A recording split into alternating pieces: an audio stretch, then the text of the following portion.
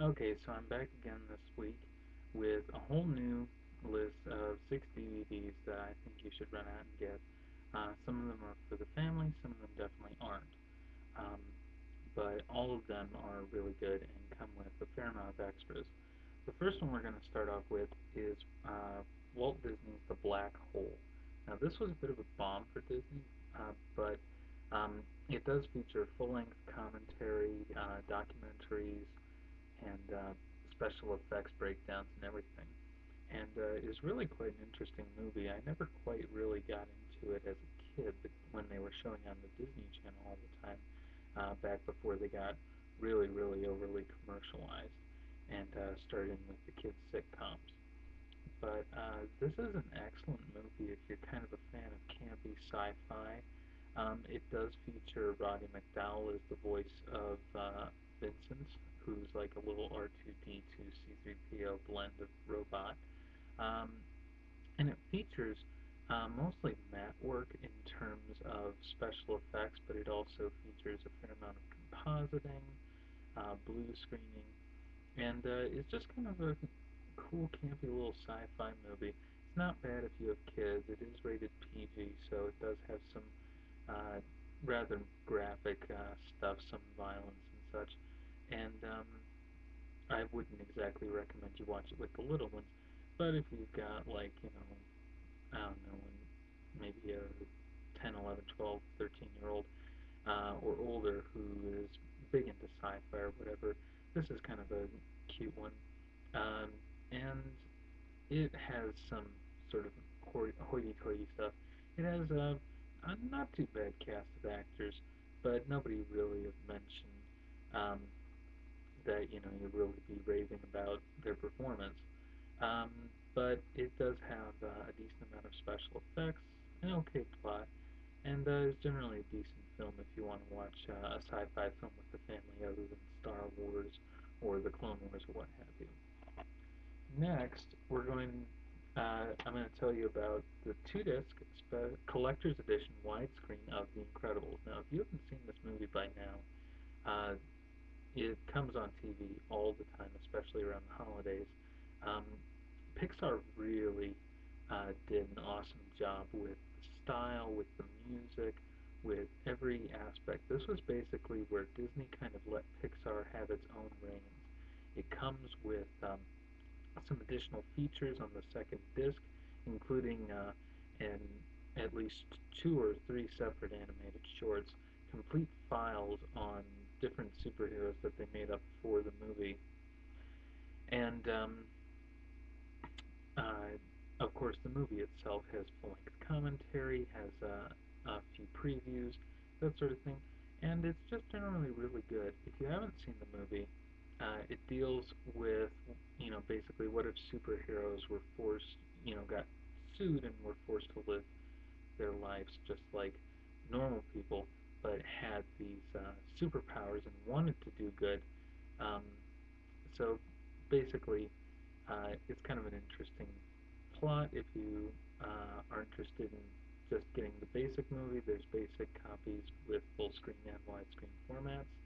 I like the two-disc special edition because it offers a lot more in terms of features and really going deep into the world that Pixar tried to create.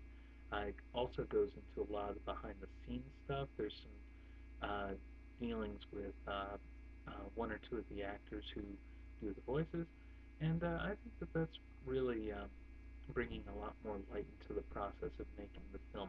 As it is, it's a really fun film to watch with your family and your kids.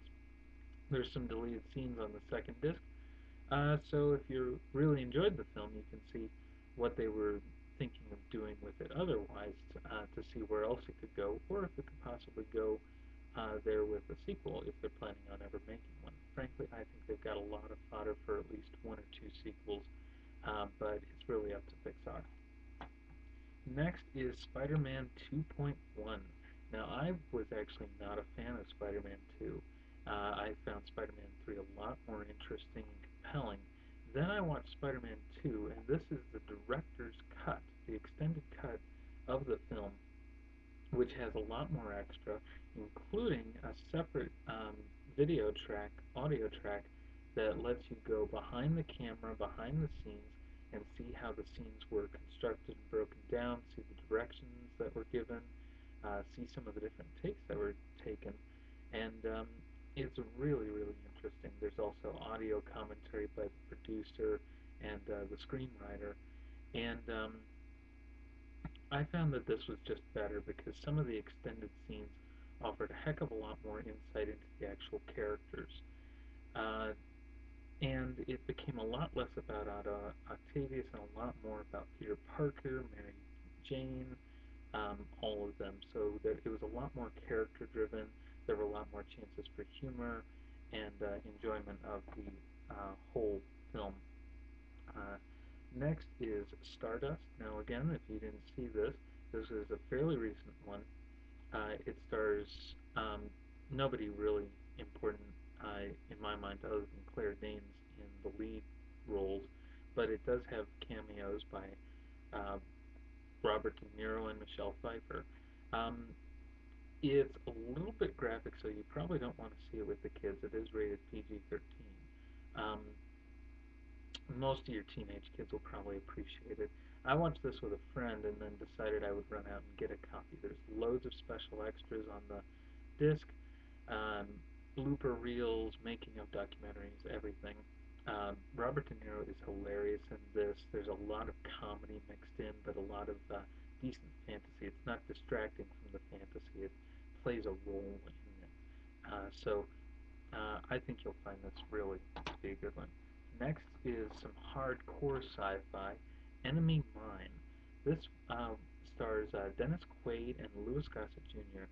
Um, and is about two space combatants that get crash landed on a planet for I think around 3 years, and over time they become friends. You get kind of the sappy premise of the plot, but you really have to watch it in order to be able to judge it because once you see the experiences that they go through, it gives you a different appreciation of things, and you start to understand how exactly it comes about that they become friends and that the man's life is changed. The important aspect, of course, isn't so much in understanding your enemy or whatever, but coming to understand what exactly the nature of life and everything is and how you can find humanity in that which is not human. So this is a really interesting one. Uh, it has all kinds of bonus features and is just an excellent movie. There's decent music, fairly mediocre special effects. It uses models, but at the same time, this is long before CGI was coming out. So for the budget, it looks fairly realistic in space um, and on the planet itself. But um, you're mostly watching this for the acting and less for the special effects. Next is one of Ralph Bakshi's few films. If you know who he is, he uses an animation technique called rotoscoping predominantly, and this is a film called Wizards. It features all kinds of um, amazing voice talent in the film itself and deals with a post-apocalyptic fantasy world lived in by wizards, elves, um, and monsters of all kinds.